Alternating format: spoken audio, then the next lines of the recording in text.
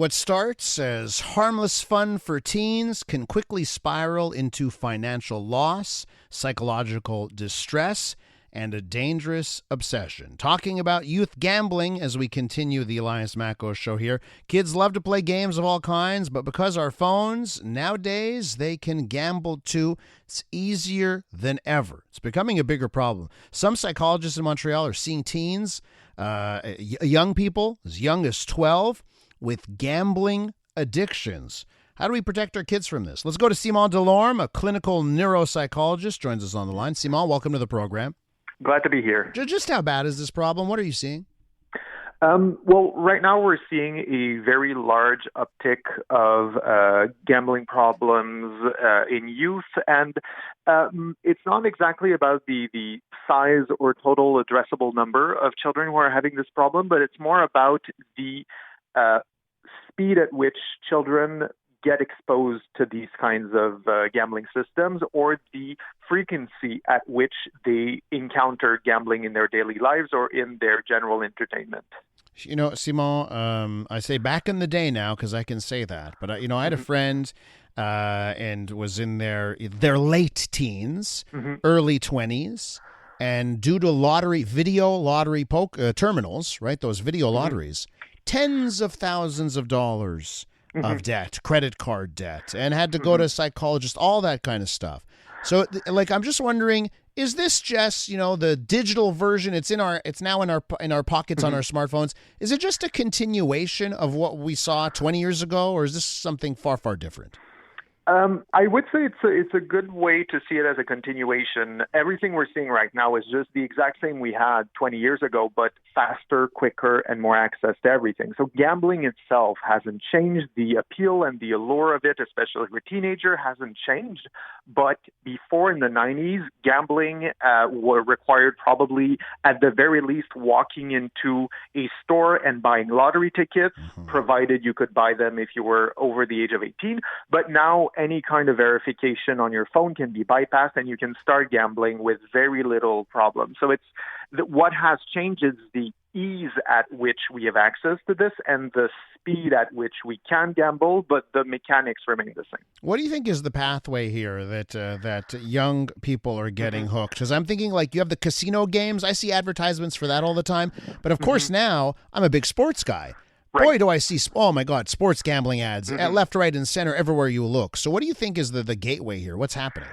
The gateway, especially for teenagers, is mostly concerned about friends coming together and, as you said, being not necessarily pressured, but convinced to try and gamble on their sports game. And sports applications are very good at this, to make it seem like a fun way to spice up the game.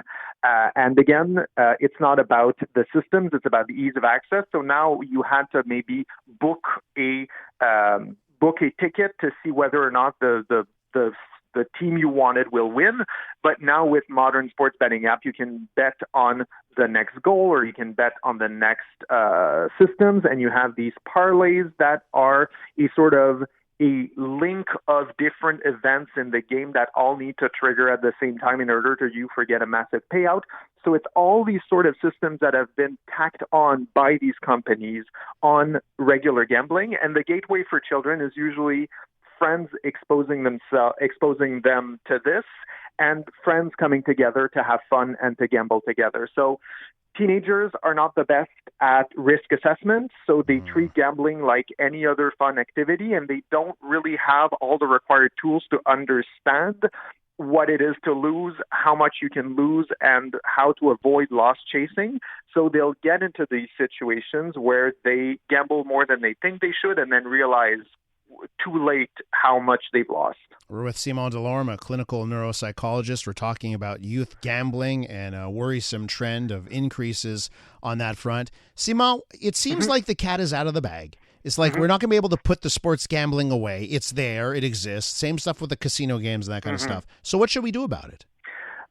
We should legislate, first and foremost.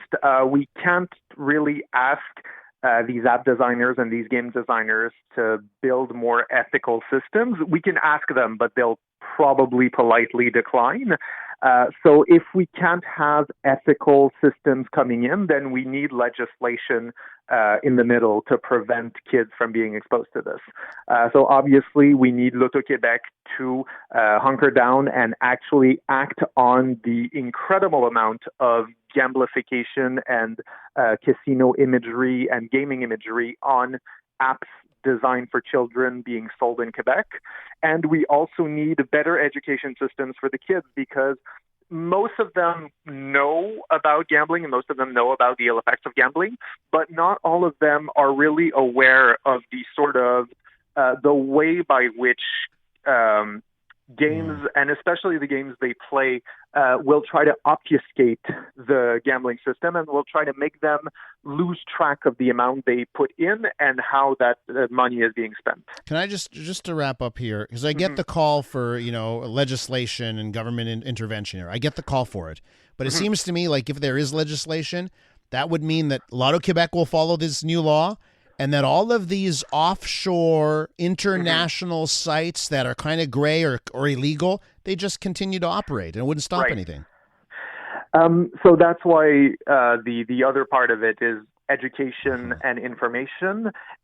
Since we have limited power, like you said, in how much we can ask these systems to regulate themselves, we need to make sure that parents are aware of what games their kids are playing and how to steer them towards games that don't have all these kinds of gamification and systems.